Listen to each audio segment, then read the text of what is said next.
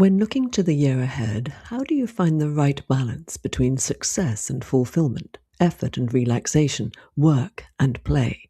It's easy to rush around and lose sight of what matters, but slow down too much and you risk losing your creative spark. The trick is to find the right pace for you. I'm Sally Aneri, and welcome to Fearless Forward, the podcast that asks leaders how they face their fears. Today I'm in conversation with a genuine role model for business founders everywhere.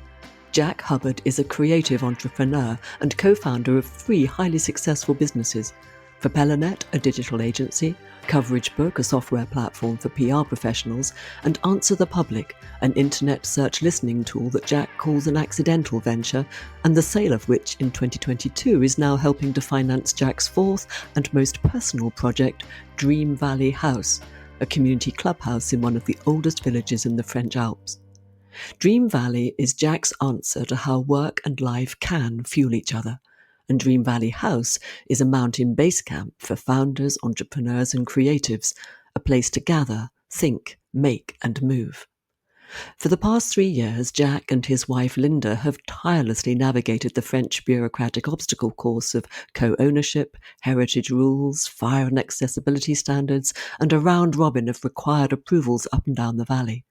With determined patience, they've taken the hurdles one at a time and kept going until, as Jack puts it, the authorities ran out of reasons to say no. There's a deeper story here too.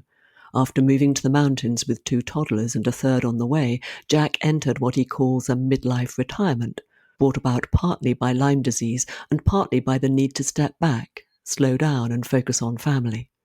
Slowing down helped him listen for what he needed to feel well again: sleep, nutrition, movement, meditation, time in nature. The walking trails became his office, and voice notes his memoirs. Bit by bit, his spark returned. Now the vision is crystallizing and he's ready to bring it to life. In our conversation, we dig into all this and what it really means to design a life that gives you the freedom to live it on your own terms.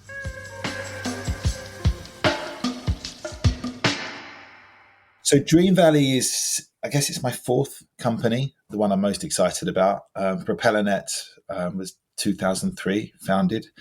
We're kind of famous in small circles for being a great place to work and really looking after our staff and having a very enviable culture. We didn't want to grow that beyond 50 people, so we built technology businesses that we could grow our business without necessarily adding headcount and increase the revenue per person so that we could make life better for our people, which is what our business is all about. So CoverageBook was around about 2010, the initial idea, and that's gone on to grow bigger than the initial PropellerNet company. And then there was another accidental company, Answer the Public, which we established around 2013, which is quite important because we actually that was an accidental success from a side project, which grew and then started to show potential of growing bigger than the other 2 companies. And we decided to sell it because we didn't want to grow. We didn't want to build a third team, a third company. So we decided to sell that. And that's actually the reason that we were able to finance Dream Valley House, which is something we're going to come on to now. So there was this kind of gift that came from the companies I'd created, this technology business that we sold to an American company. They literally, the easiest deal ever, they gave us the cash. We gave them the logins. There was no changing of personnel or anything. And we were able to finance this thing, Dream Valley House. And I'll come back onto that in a bit. We're opening Dream Valley House next year, hopefully. It's still a work in progress. So it's going to be a community space, somewhere that founders, entrepreneurs, and creatives can assemble, gather, and work together. It's in the heart of our village, Morion, here in the French Alps.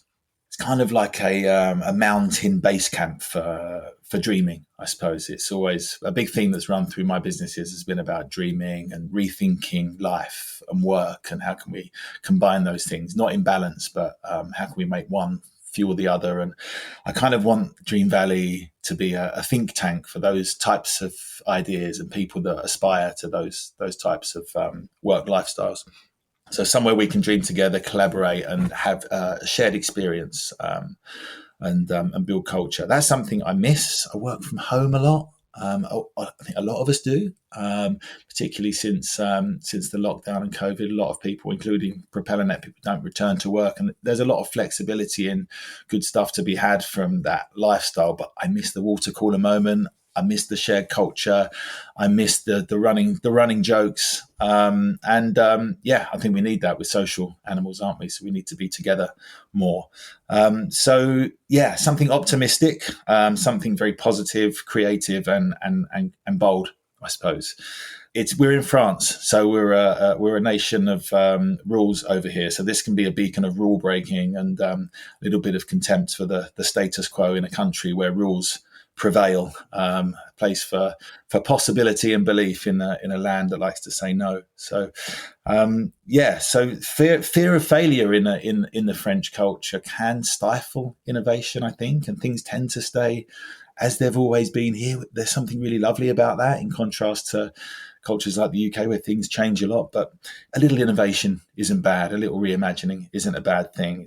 So in a country where it's kind of socially unacceptable to fail or to be wrong, and you don't hear many people saying sorry because no one likes to stick their neck out, we want to shake things up a bit and throw a little bomb into that and make our little mark.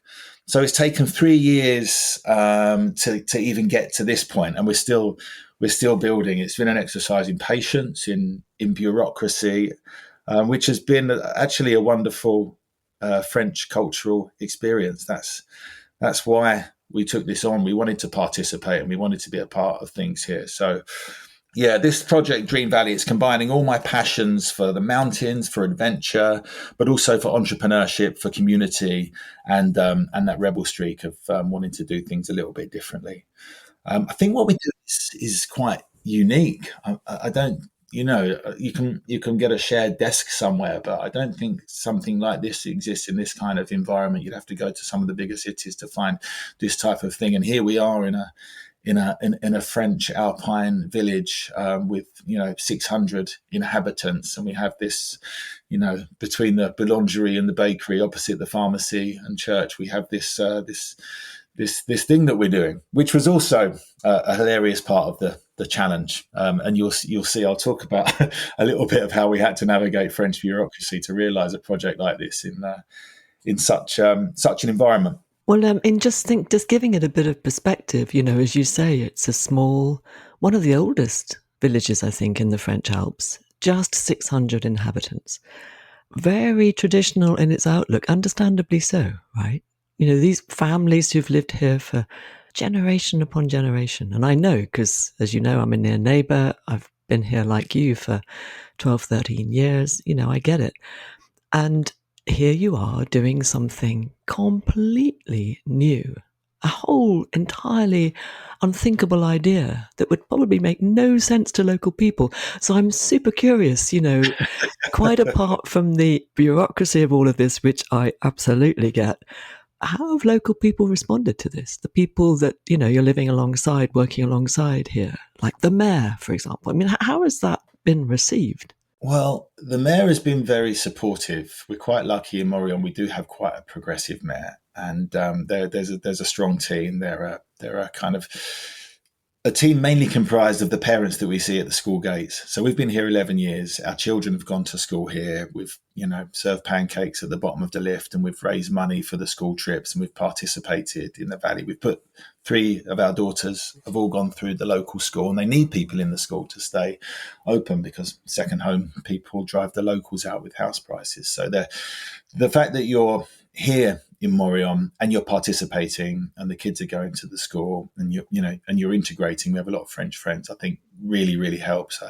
I don't think we'd have had a chance if we hadn't have been here that amount of time and have been doing this. And I think there will always, as with anywhere, there'll always be people that are supportive and there'll always be kind of naysayers, and there might be people that don't care or just don't get it. But I think in the we'll see when we open. We'll see. But for now, we've not experienced negativity towards the project at all. Perhaps a bit of curiosity, perhaps a little bit of we don't quite understand, but you seem like nice people, and we'll just kind of go with this. And we've definitely had a bit of a round robbing in the bureaucratic realm. we kind of knew that France was bureaucratic. I mean, it's a modest thing. It's a 2-story building. It was a restaurant upstairs, a Savoyard restaurant, not a particularly good one. It won't be missed.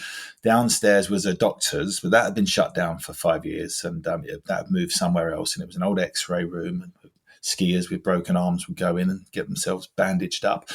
And these 2 floors were kind of just rotting away, and they were damp, and it was a bit of an eyesore. It was in the centre of the village, but it was really uninvestable. It was part of a co-prop, which is a bit like a share of freehold or a leasehold. So you have these group of buildings that have collective responsibility for looking after the communal areas. So that makes things complicated.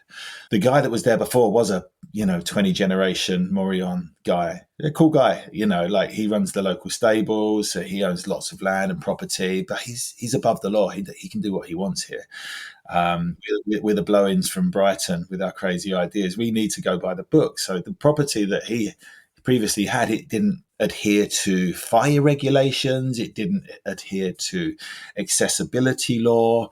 It didn't have the right exterior to agree with the sort of the Bâtiments de France, which is like heritage buildings of France, because we're directly opposite a very old church building. Anything within a certain radius has to.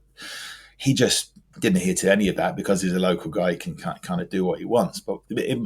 So we had to buy this place. We had to come out of the co-prop agreement.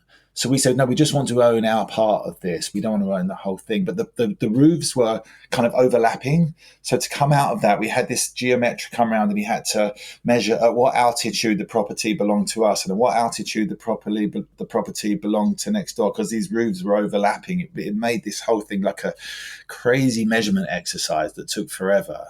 It took us a year to buy the place just because of all this kind of stuff. But then for the whole valley, there's this community, the commune, another layer that you need to get Madame Pignal to come and have a look at the place. And she's responsible. She's busy because she's looking after the whole valley, and she has to have her rubber stamp as well. And then the Pompiers have to come and get their rubber stamp, and the Bâtiments de France have to come and get their rubber stamp. And of course, every time they come along, we're kind of like unveiling this crazy vision for what we do. And they're all looking at each other like, what the hell is this?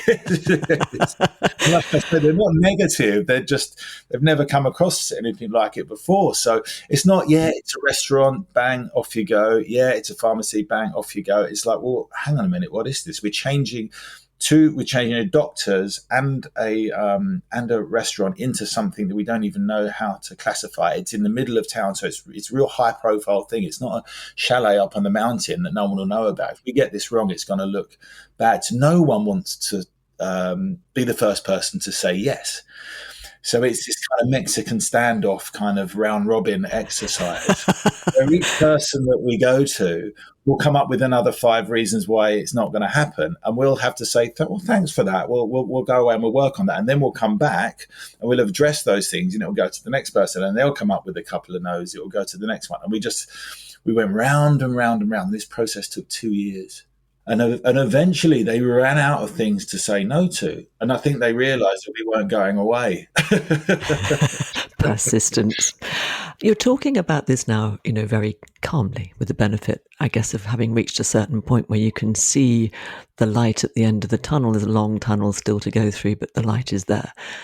Were there moments when you almost succumbed to the frustration of it all? Yeah, I think Linda, my wife, who was kind of like, she's slightly better at me French and has probably got more patience than me. She was kind of like, and she's an endurance athlete. She's been on this podcast before. She'll run hundreds of kilometers through the mountains. So she's got this kind of like bizarre human ability to just endure and keep going and keep going. So she was kind of doing a lot of the running on this, and I was the cheerleader, kind of like, when she got frustrated, I'd be like, oh, it's okay, no, it's all right. We're not in a rush. We'll get there. It's gonna be fun. So we were doing it together. So I think we made a good team and were able to eventually overcome it. I mean, it was such a black hole to us. It was such a we knew that. I mean, we've never done renovation projects like this in the past. We're not property people. We've never done anything like this. So, even if we were doing this in the UK, this would have been, completely out of our comfort zone. So we said to ourselves right at the very beginning, if we're going to take this on, we need to take it one step at a time. We need to enjoy each step of the process. And let's not get overwhelmed by the whole thing. Let's not think ahead. Let's not start working on the thing 6 months down the line. Let's just look at the hurdle that's in front of us and enjoy jumping over that. And then once we're there, there'll be another thing pop up, and then we'll enjoy that.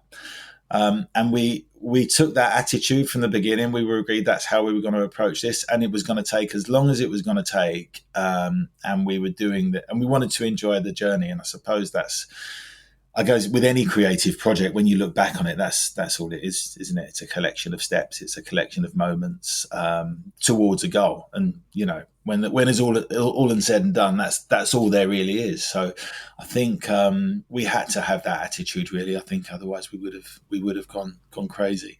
It's such a good example, Jack, of how the attitude towards something is probably the most important part, right? The thing is the thing.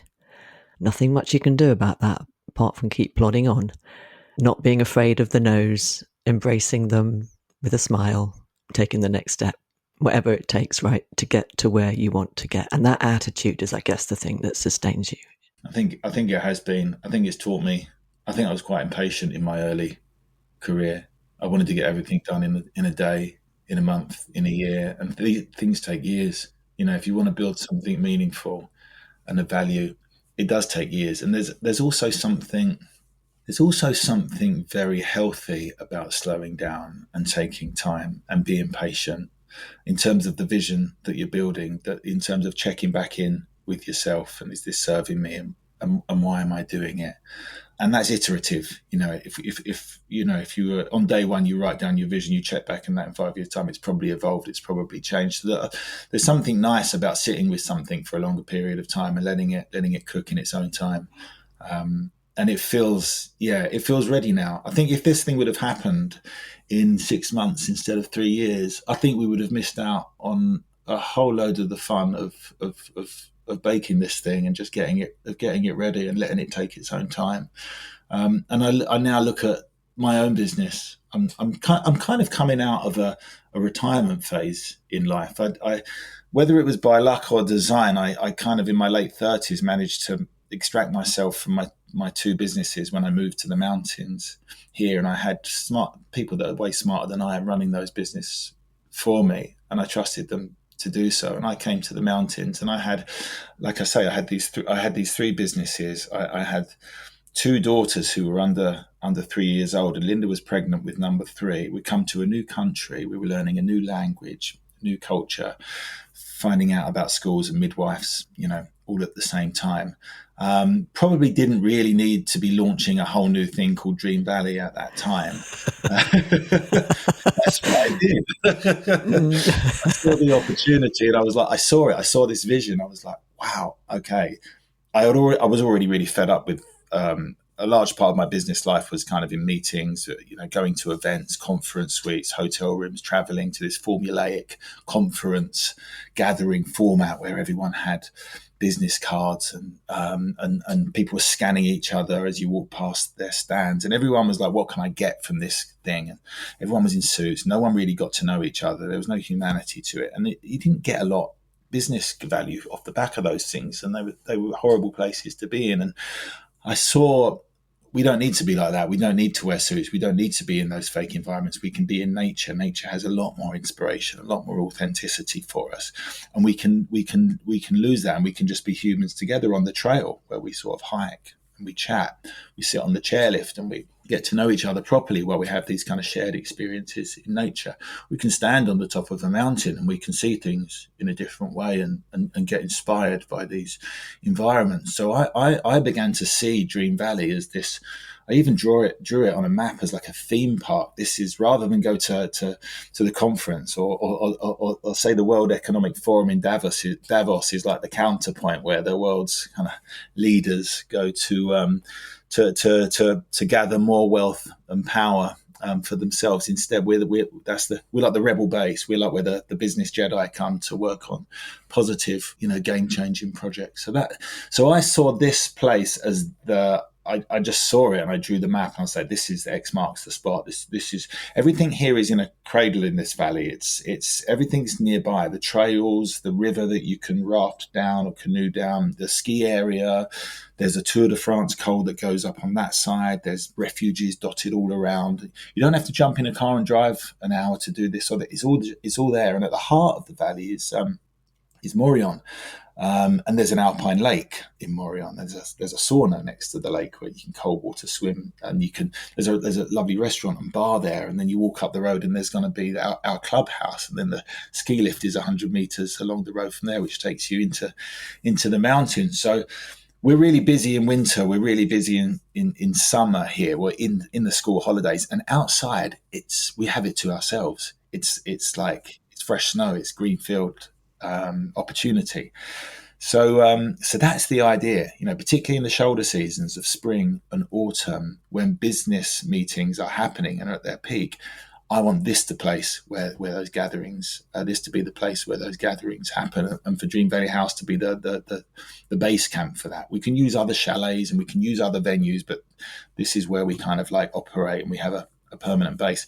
So when I first moved here, I started kicking off all kinds of projects. We did a week-long music festival. We had all kinds of companies and communities come out with their people, and we made this vision real over a period of about 4 years. And it spiraled and it snowballed, and more people were getting in touch. More and more people were coming. People started turning up and knocking at my door when I was trying to change nappies and look after the kids. Linda was like, "What are you doing?" And I was like, "I don't know. This thing's getting out of control." Meanwhile, my business in the UK, there were some issues around that, and everything was just spinning out.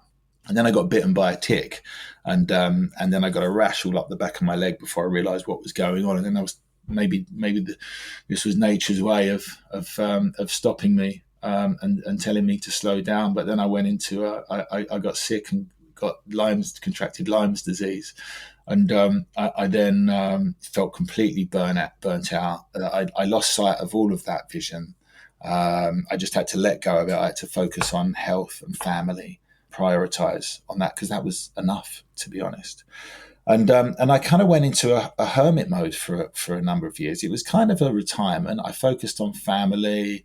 I stopped being this kind of like visionary business kind of like guy, which was me in my creative flow. And I just focused on, I had to have a very normal sort of dropping the kids at school, doing the shopping, cooking the kids dinner, and just living a life. And in the daytime, I went into the mountains, and I trained as a mountaineer. I learned about avalanche. I learned about safety in the mountains. Linda trained as a mountain guide for a number of years, and we just spent time in the mountains, exploring and kind of healing, really. And I call it my kind of hermit mode.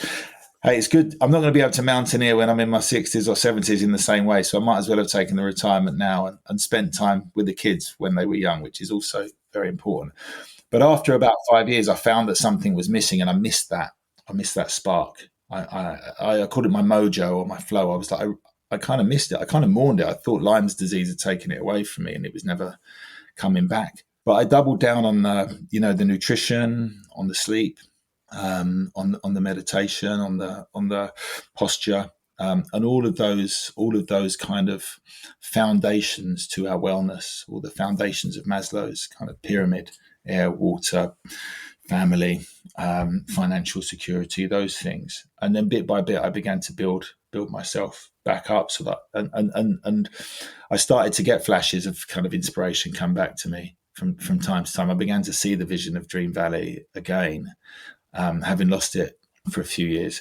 And then, as I say, this gift from Answer the Public gave us this windfall at a time when this was happening. And we could have. This is not a smart investment, by the way. This is a complete money pit. This is a rock building that is not even that big. You got to spend a fortune on it to turn it into something. It's never going to be worth what we've had to spend on it, and we're never going to probably break even on the operating, or maybe we'll break even on the operating, but we're never going to make any money from the operating. But it's not for that. There's, for us, like, stakeholder value is more than financial, and we wanted to participate in the village, and I needed a project that was aligned with kind of who I was. So that was a big step, I think, making the decision to buy that place. It fell at a time when they say when you have Lyme's disease, you need to just avoid stressful situations. You need to, you get triggered quite easily. You can get angry. You can get burnt out quite easily. So you have to manage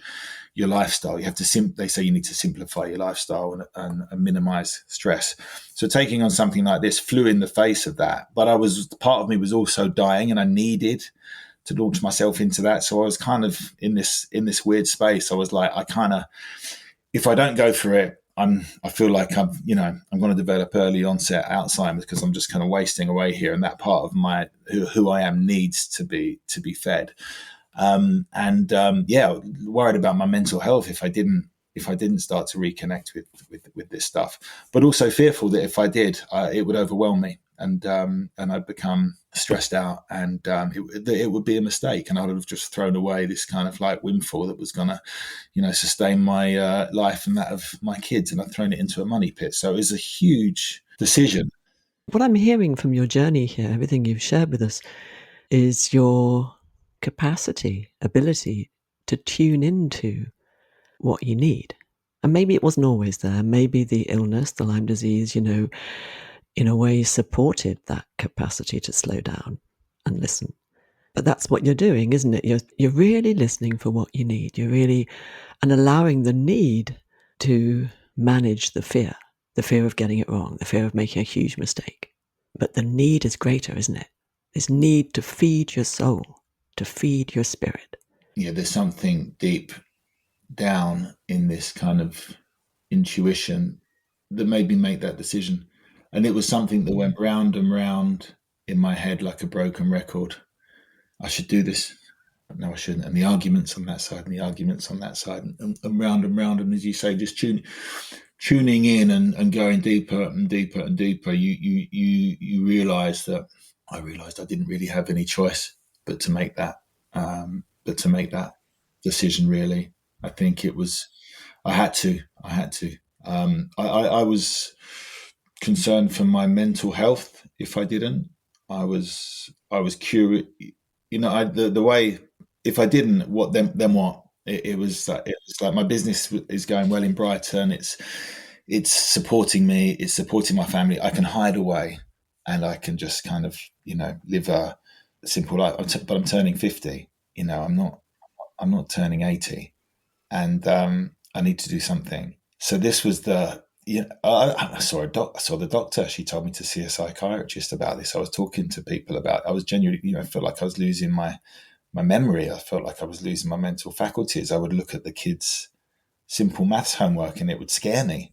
And I was like, okay, this is enough. need to re-engage. The doctor actually is quite a smart doctor here. She said, I think you're too young for the kind of mental health issues that you're worrying about. I think you're just lacking a sort of purpose and sense of kind of motivation. And I thought about that. I said she's probably right. Although I could also relate to people that stop working and then start to lose their marbles. I was like, okay, I can relate to that. But actually, I'm going to get my purpose. I'm going to get my motivation back. And as I've done that, it's all started coming back. I began memoiring out on the trails I would walk, and part of this kind of healing journey was using AI, using ChatGPT to create memoirs. Because rather than sit down and write, I would go for a walk, and I would, that was an interesting story. That was an interesting story, and I just talk to the phone, and it would capture that, and I'd get home and I'd drop it onto the computer, and I'd do that, and I'd collect, from now all the way back to childhood, and then it would write me a little memoir book out of all this kind of stuff. And I'd be like, oh yeah, that was who I was. That's what I did. That's interesting. I can see how I got to here, and I can see how I got to there, and it was like a form of therapy, if you like, that helped. It helped me remember, worried about, not remembering, helped me to remember, helped me to start to access those memories, and helped me to also see what was important to me and what was meaningful to me in life, and what was missing. And that really enabled me to begin to make decisions like this, to take this back on. and to reconnect with my other companies as well, like PropellerNet and CoverageBook. I've never been more engaged in the last 10 years than I have. Yeah, it's yet to be seen whether that's any good for the financial performance of PropellerNet and CoverageBook, but it's certainly fun for me. So, Jack, what a journey. This wonderful clubhouse is happening, and you're hoping it will open, well, at the time of this podcast going out, in a few months.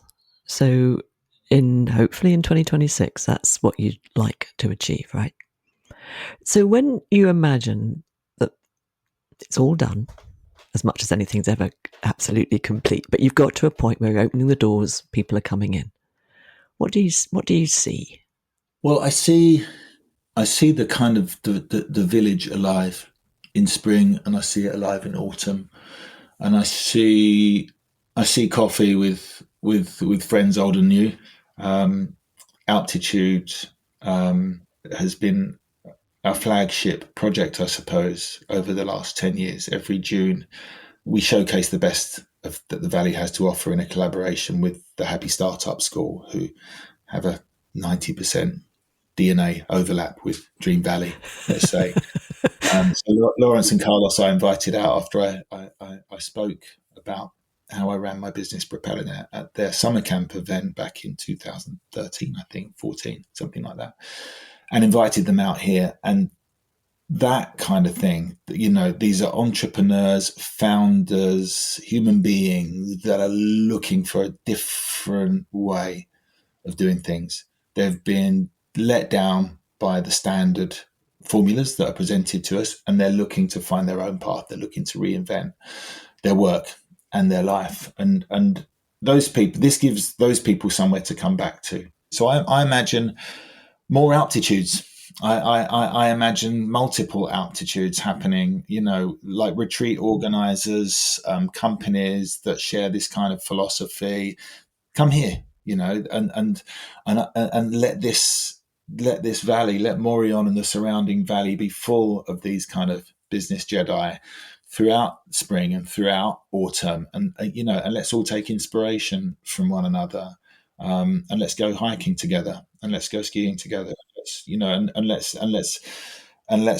this clubhouse can be a lightning rod for our collective energy, somewhere we don't feel like the odd one out. There are other people like us, and we're positive, and we share our stories with each other, and we share what works with each other, and I want that community energy to snowball, I suppose. Yeah, so it's really a magnet, a beacon to gather that community. And when I don't want to be I don't want to be the guru in the middle of the community. I need my life in balance. I like my freedom. I need to be in balance. This community has to be, independent of me in a lot of ways. I need to dip in and out on my terms, but I do want to participate, and I do want to be a part of this. But so that's how I see. That's kind of. I love the idea. I just walked through Morion, and I see people sat on a terrace there having a conversation. I see people heading off for a hike over there, and I look in the window, and I see a meeting happening there, and people are sketching out visions for something world changing on a board, and someone's recording a podcast in the studio, and we go upstairs, and Jess is preparing a lovely healthy lunch for a team that have just turned up and are excited about their adventure. These kind of moments, that's. Because I trust in the mountains here. I've seen it again and again and again. When these people come out here to Dream Valley, they go home changed for the better. And we see it time and time again. So, yeah, I want to share that message. I can't get away from Field of Dreams, right? I'm sorry, but, build it and they will come. It's just so resonant of that idea, isn't it? And, you're creating a space in which magic's going to happen. And what do I mean by magic? I just mean the magic of connection, of co-creating, of being inspired, the kind of things that, matter in life. And let's be practical about this as well. Not only is it a beautiful valley with all of the things you've said, it's only an hour from Geneva Airport, which is incredibly helpful. It means you can come for a few days and it not take, so there we are. When you're here, you feel as if you're miles from anywhere, but actually it's incredibly well connected, right? And the mountains. even if you don't like hiking, which most of us do, but even if you didn't, just sitting and looking at it, right? Just looking at the mountain can't fail to inspire you, to ground you, it's as if sometimes they're speaking to you, isn't it? That's what I experience. I look at a mountain, it's like reminding me how small I am, how daft I'm being, reminding me to sort of figure out what really matters. It's just there giving you these messages if you tune in, right?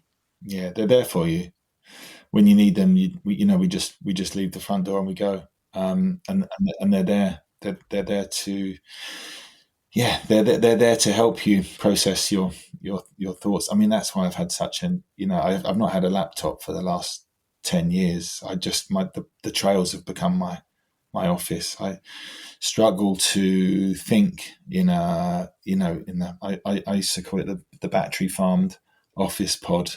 I look at how I used to work, and I look at how swathes of the population still work. It's kind of like in this kind of chronos kind of like format of like we're time boxed through our Outlook calendars, and we sit down in our pods and we kind of beaver away on the keys, punching keys. And I just think we've got this.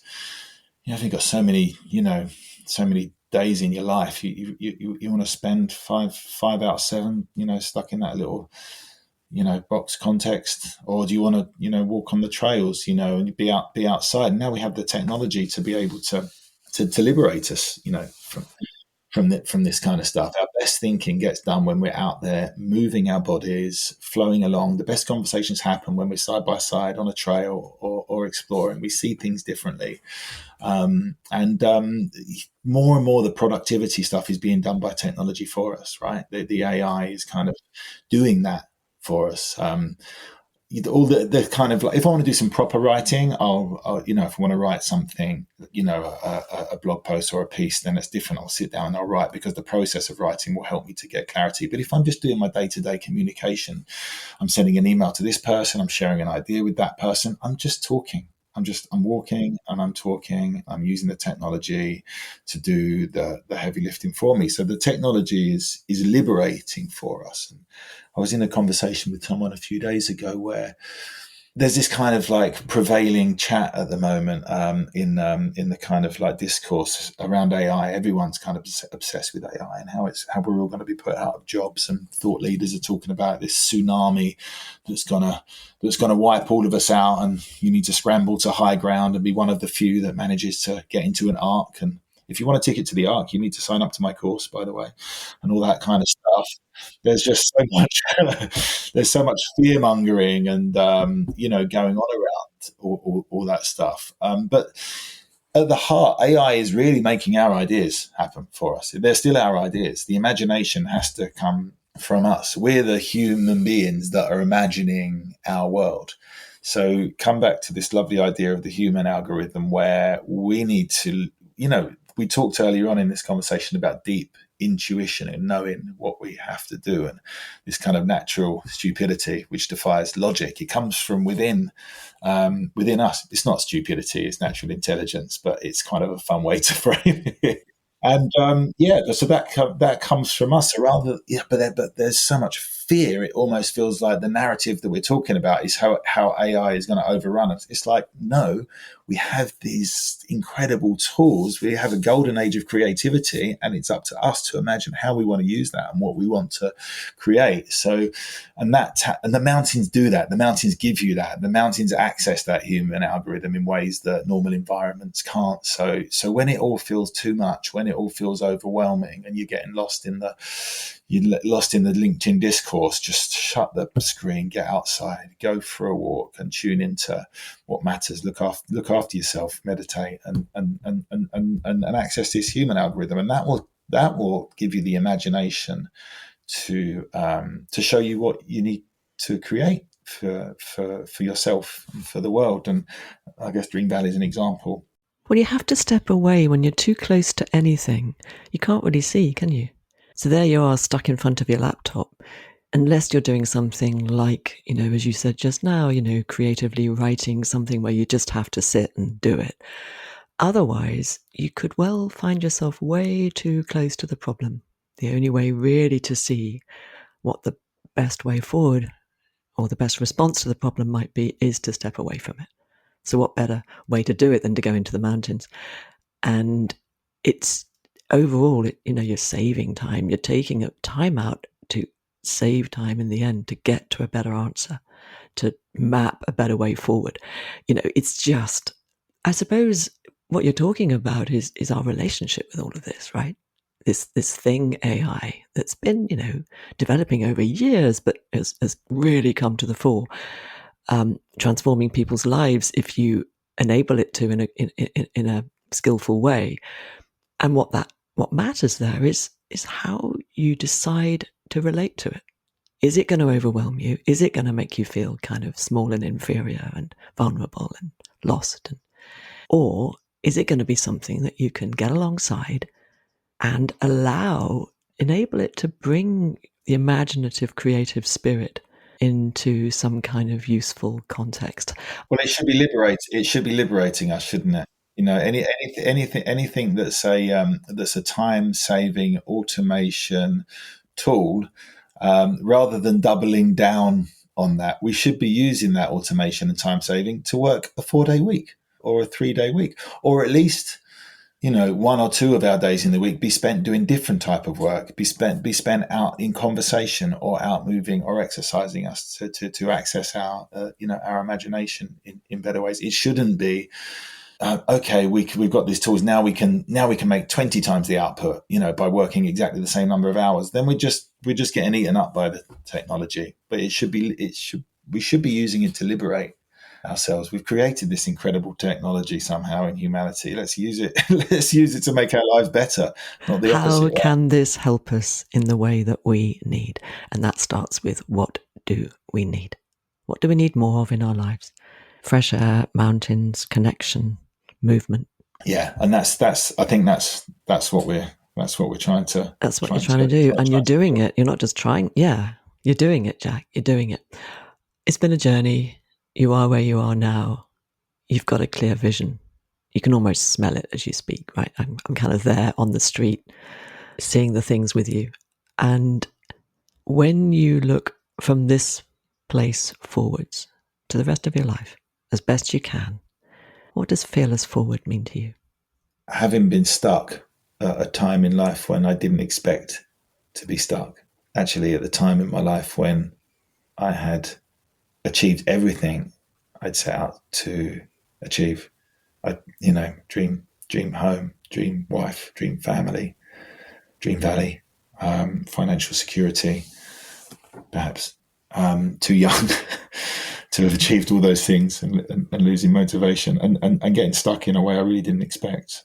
It's almost like taught me that fear of standing still as much as fear of moving forward, and overcoming the fear of moving forward, because the fear of standing still is in fact too much, and the lesser of the worst of those two evils, I suppose, has got me forward momentum. But I feel I feel still a little bit baby steps, and I still it's not like I feel like I'm on my way back. I don't want to be like I'm back and this is this is how it is. I from my journey with France, I take my time with this coming back journey. It's not something to be rushed. It's something to savor and to discover slowly. So I'm moving forward.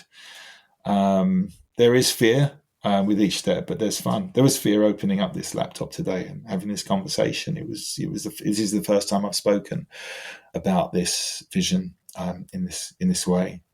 This is in many ways a relaunch. This conversation is a relaunch of Dream Valley, the vision I originally had back in 2013, before the crash and the flood and the illness and the hermit phase. So it's scary. It's scary. These are very deeply personal things to be talking about. This is something I've been nurturing away in the dark. So, but here we are. This is a step, and we're moving forward. And Jack, thank you very much for sharing all this with us. Absolute pleasure. Well, I, for one, can't wait to step into Dream Valley House later this year. And here's what I'm taking from our conversation, which I hope is helpful for you too. In any long game, Patience is a practice. For Jack and Linda, the practice ground has been 3 long years of bureaucracy and the answer no many times over. Speed is seductive but rarely helpful. Slow down. With time and space, your vision gets clearer. Place matters. The mountains of Dream Valley open your mind to new ideas, and Dream Valley House provides a collaborative space for them to take shape. Sustainability starts with you being well. Jack took the pause he needed to rebuild his personal foundations through sleep, nutrition, movement, meditation, time in nature. He only stepped back in when he felt ready to. Pay attention to the signals. When one or more of them is fear-based, listen carefully. Jack's fear of standing still signaled it was time to move forward with his life. Thank you for listening. Fearless Forward is edited and produced by Mark Steadman. I'll be back with you in 2 weeks for our next conversation about how leaders have faced their fears. To be sure of catching it, go to fearlessforward.org or subscribe to my weekly bulletin at skillfulleaders.com.